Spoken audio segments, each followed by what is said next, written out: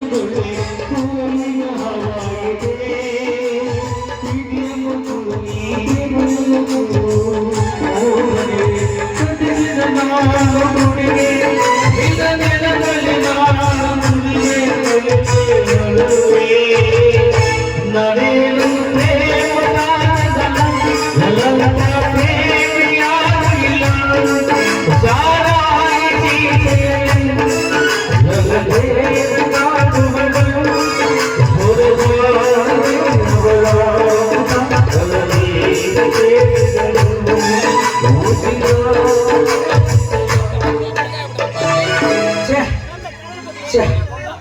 ಹಾಳಾದ ಒಂದನೆಯೂ ಸಾಲ ಇಲ್ಲ. ಕುಡಿಬೇಕಂದ್ರೂ ಕೂಡ ಕೈಯಲ್ಲಿ ಕಾಸಿಲ್ಲ. 2 ದಿವಸದಲ್ಲಿ ಹಣ ತಂದು ಕೊಡುತ್ತೇನೆಂದು ಹೇಳಿ ಹೋದ ಶಶಿಧರನು ಬರಲಿಲ್ಲ. ಎಲ್ಲಿ ಹಾಳಾಗಿ ಹೋಗಿರೋನೋ ಏನೋ. ಇಂದು ಕುಡಿಯಲು ಹಣಕ್ಕಾಗಿ ಏನು ಮಾಡಲಿ,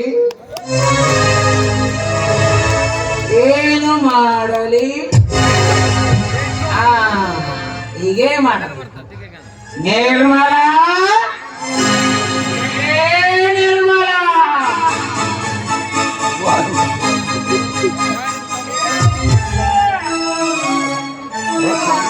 ₹200 ಕೊಟ್ಬೋಲ್ಲ ಬೀರ್ ತಗಂತ ನಮ್ದು ಕುಡಿಲೆ ಮಂದಿ ಕೇಳ್ಬೇಡ.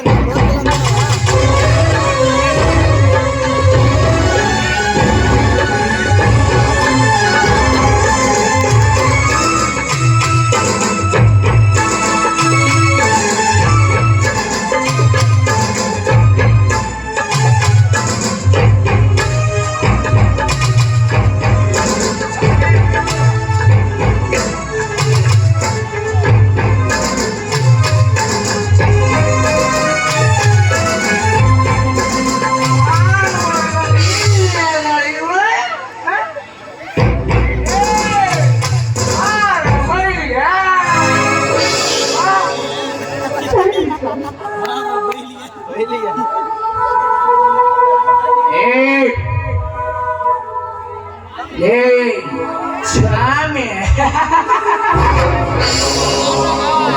ಸ್ವಾಮಿ ಅನ್ನಲಿಕ್ಕೆ ನಾನಿಗೆ ಸನ್ಯಾಸಿಯೇ.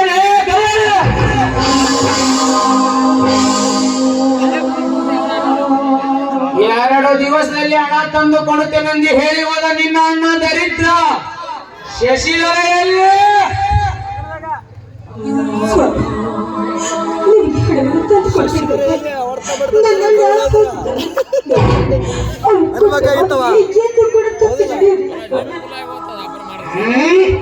ಅಣ್ಣನಂತೆ ನೋಡು, ನಿನ್ನ ಹತ್ತಿರ ಮಾತ ಸಾರೈಸಲು ಹೋಗಿ ಹಣ ಇಲ್ಲದಾಗಿದೆ. ನನ್ನ ಹತ್ರ ನನಗೆ ಕುಡಿಯಲು ಹಣ ತಂದು ಕೊಡೋ. ಮನೆಯಲ್ಲಿ ಅಡಿಗೆ ಮಾಡೋದಕ್ಕೆ ಒಂದು ಹಿಡಿ ಅಕ್ಕಿ ಕೂಡ ಇಲ್ಲ. ಅಂತದ್ರಲ್ಲಿ ನಿಮ್ಗೆ ಕುಡಿಯೋದಕ್ಕೆ ಹಣವನ್ನ ನಾನು ಎಲ್ಲಿಂದ ತಂದುಕೊಂಡೆ? ಇದು ಒಂದ ಗಂಡನಿಗೆ ಯಾವ ತರ ಹಾಡ್ತೇವೆ.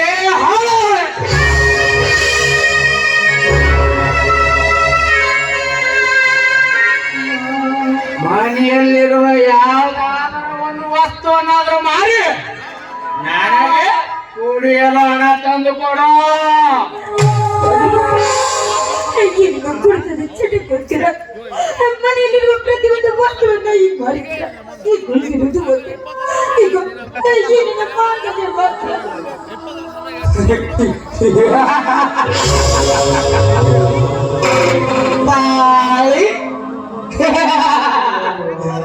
ಈ ತಾಯಿಯನ್ನಾದರೂ ಮಾರಿ ನನಗೆ ಕುಡಿಯಲು ಹಣ ತಂದು ಕೊಡು. ಏನ್ ಮಾತಾಡ್ತಾ ಇದ್ದೀರ ನೀವು? ನೀವು ಬದುಕಿಕೊಂಡೆ ಏನಿನ ಕೊಳ್ಳಲಿರುವ ತಾಳಿಯನ್ನ ಮಾರಿ ಅದರ ಹಣವನ್ನ ನಿಮಗೆ ತಂದುಕೊಡು. ಅಪವಾದವನ್ನು ಮಾಡಿದ್ರೆ ಅದಾರ ಬರಲಾರೆ ಸ್ವಾಮಿ.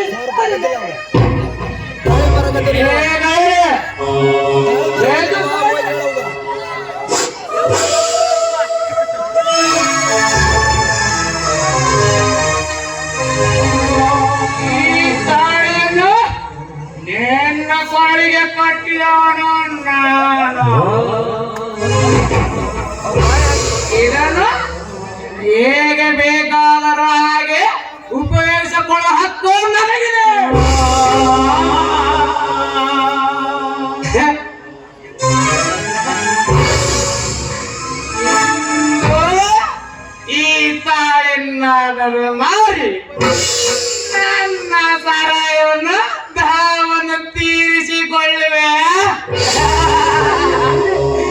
ಶಿವಪ್ಪ ನಿನ್ನ ಹತ್ರ ಬಂದಪ್ಪ ನಿಂತಾಗಿರಪ್ಪ ನನಗಪ್ಪ.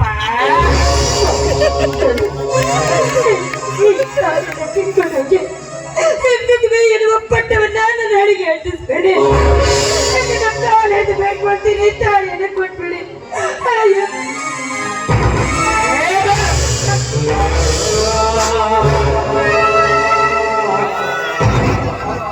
ಬಂದವ್ರ ಅಣ್ಣ ಕರ್ಕೊಂಡು ಹೋಗ್ಬಿಡ್ತಾವ್ರ ಮನೆಗೆ. ಮೊದಲು ಆ ತಾಳಿಯನ್ನು ನನ್ನ ತಂಗಿಯ ಕೊರಳಿಗೆ ಕಟ್ಟು. ಅಣ್ಣ ತಂಗಿ ಶಶಿಧರ, ಮೊದಲು ನಾನು ಹೇಳಿದ ಹಣವನ್ನು ಬೆಸರು, ಆಮೇಲೆ ಈ ತಾಳಿಯನ್ನು ನಿನ್ನ ತಂಗಿಯ ಕೊರಳಿಗೆ ಕಟ್ಟುವೆ.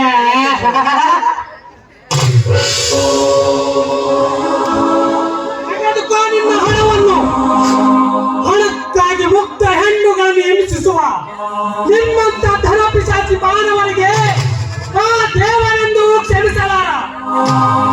ನೋಡುವ, ನೀನು ಕೇಳಿದ ಹಣವನ್ನು ತಂದು ಕೊಟ್ಟಿರುವೆ. ಇನ್ನಾದರೂ ನನ್ನ ತಂಗಿಯನ್ನು ಚೆನ್ನಾಗಿ ನೋಡಿಕೊ. ಸ್ವಚ್ಛಲ ಬಸುರಿ ಇದ್ದ ಅವಳಿಗೆ ಚಿತ್ರಹಿಂಸೆ ಕೊಟ್ಟು ಅವಳ ಮನಃಶಾಂತಿ ಕೆಡಿಸಬೇಡ.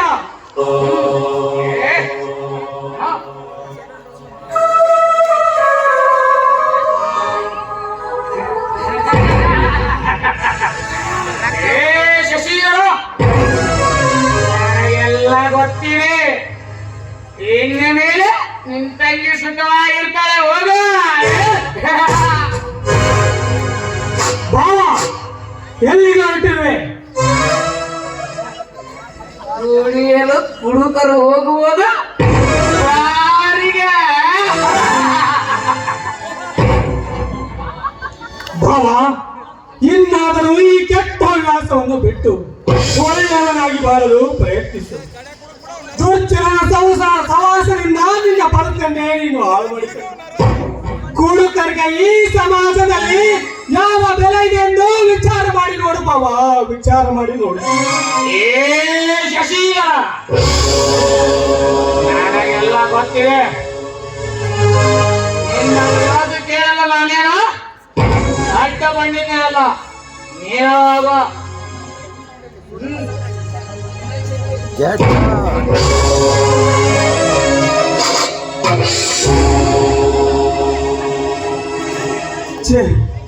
ಹೇಗೆ ಹೇಳಿದರೂ ಇವನಿಗೆ ಬುದ್ಧಿ ಬರುವಾನ. ದಯವಿಟ್ಟು ಈ ಪಾಪಿ ಅಣ್ಣನನ್ನು ಕ್ಷಮಿಸಿ.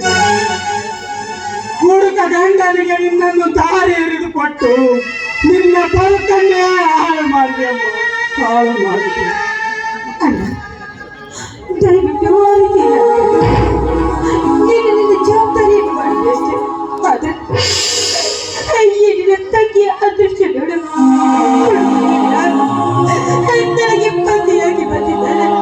ಅಣ್ಣ, ನನ್ನದಾಗಿ ನಿನ್ನ ಅದೃಷ್ಟೆಲ್ಲ ತೊಂದರೆಗಳಿಂದ ಅನುಭವಿಸ್ತಾಯಿಲ್ಲ. ಆದ್ರೆ ಇಡೀ ಪ್ರಪಂಚದಲ್ಲಿ ಹಣವಿದ್ರೆ ಏನು ಬೇಕಾದ್ರೂ ಕೊಡ್ಕೋಬಹುದು.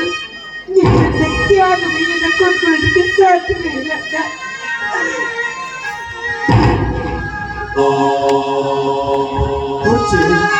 ಹಾಗೆಲ್ಲ ಮಾತಾಡಬಾರದಮ್ಮ. ಬೆನ್ನ ಹಿಂದೆ ಹುಟ್ಟಿ ಬಂದ ಸಹೋದರನಿಗೆ ಎಂದಿಗೂ ಭಾರವಾಗಲ್ಲ. ಸಹೋದರಿಯನ್ನು ಪಡೆಯಬೇಕಾದರೆ ಪುಣ್ಯ ಮಾಡಬೇಕು. ಇನ್ನಾದರೂ ಕಷ್ಟಗಳನ್ನೆಲ್ಲ ಎದುರಿಸಿ ನೆಮ್ಮದಿಯಿಂದ ಬಾಳಮ್ಮ, ನೆಮ್ಮದಿಯಿಂದ ಬಾಳು. ಇಲ್ಲಿ ಎಲ್ಲರ ಟಕತ್ತ ಏನಲ್ಲ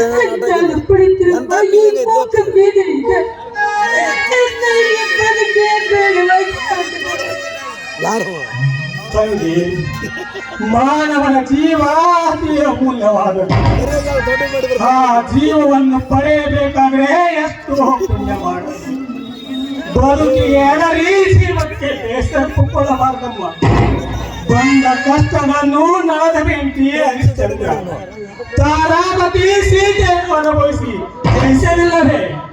ಹಾಗೆಯೇ ತಂಗಿ, ನೀನಿಂದು ಕಷ್ಟದ ದಿವಸಗಳನ್ನು ಅನುಭವಿಸಿದರು ಮುಂದೊಂದು ದಿನ ನಿನ್ನ ಕಷ್ಟಗಳೆಲ್ಲ ಕಳೆದು ನಿನಗೆ ಮಗು ಅಂತ ಆದ ಮೇಲೆ ಆ ಮಗುವಿನ ತುಂಟಾಟದಲ್ಲಿ ನಿನ್ನ ಕಷ್ಟಗಳನ್ನೆಲ್ಲ ಮರೆತು ಸಂತೋಷದಿಂದ ಬಾಳುತ್ತೀಯ.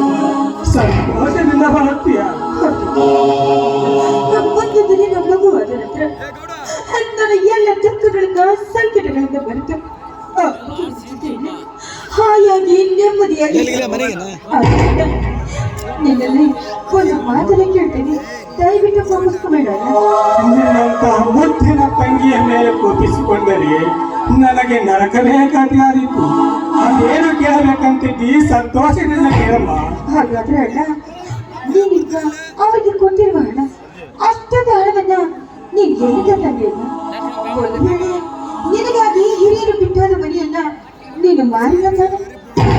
ಇಲ್ಲಮ್ಮ, ಮನೆ ಮಾರುವುದಿಲ್ಲ ಎಂದು ನಿನ್ನ ಮೇಲೆ ಆಣೆ ಮಾಡಿರುವಾಗ ನಾನೇಕೆ ಮಾರಲಮ್ಮ? ಈ ಸಾಲಗಾರನಾಗಿ ಪಡೆದುಕೊಂಡು ಬಂದಿದ್ದೇನೆ. ಕೊಟ್ಟ ಸಾಲವನ್ನೇ ತಿಳಿದುಕೊಂಡ ಸಾಲ ಕೊಡುವವರಾದರೂ ಯಾರು? ಹಾಗಾದ್ರೆ ಇಷ್ಟೊಂದು ಹಣ ಎಲ್ಲಿಂದ ಬಂದಿಲ್ಲ? ಅದು ಅದು ಅದನ್ನು ನಾನು ಹೇಳ್ತೇನಮ್ಮ. ಕದ್ದು ತಂದಿರೋನು ಆದರ್ಶ ವ್ಯಕ್ತಿಯಾದ ನೀನು ಇಂಥ ಕೀಳು ಮಟ್ಟದ ಕೆಲಸವನ್ನು ಮಾಡುತ್ತೇನೆ ಎಂದು ನಾನು ಯೋಚಿಸಿರಲಿಲ್ಲ.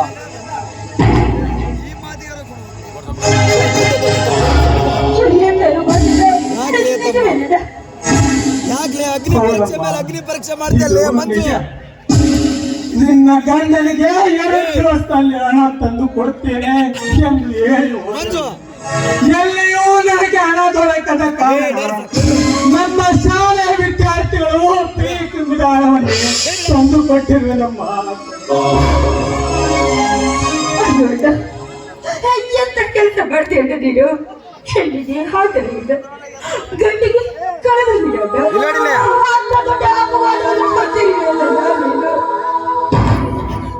ಅಣ್ಣ, ನಿನ್ನ ಜೀವಕ್ಕೆ ಆಸರಿಯಾಗಿ ನಿನ್ನ ಕಷ್ಟ ಸುಖಗಳಿಗೆ ಆಸರಿಯಾದ ಶಾಲೆಯಲ್ಲಿ ಅಲ್ಲಿ ನಿನ್ನ ಬಗ್ಗೆ ಕಳ್ಳತನ ಮಾಡಿದೆಯಲ್ಲ, ನೀನು ಕಳ್ಳನೆನ್ನುವ ಅಪವಾದವನ್ನು ಹೊಂದಿರಲಿಲ್ಲ. ಅದು ಈಗ ತಂಗಿ ಕಷ್ಟದಲ್ಲಿ ನೊಂದು ಬೆಂದು ಪರಿಗಣಿಸಿ ಹೋದ ಪರವಾಗಿಲ್ಲ. ನೀನು ಮಾತ್ರ ಈ ತಂಡದ ಕಾರ್ಯಕ್ಕೆ ಕೈ ಹಾಕುವುದಾಗಿತ್ತಲ್ಲ.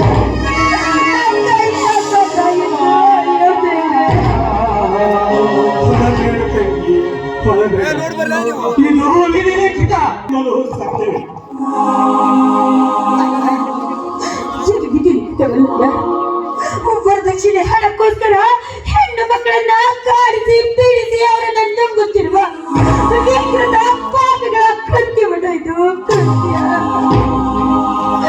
ಅಂದ್ರೆ ನಿಮ್ಮಲ್ಲಿ ನಾನು ವಿನಂತಿ ಮಾಡಿಕೊಳ್ಳುತ್ತೇನೆ,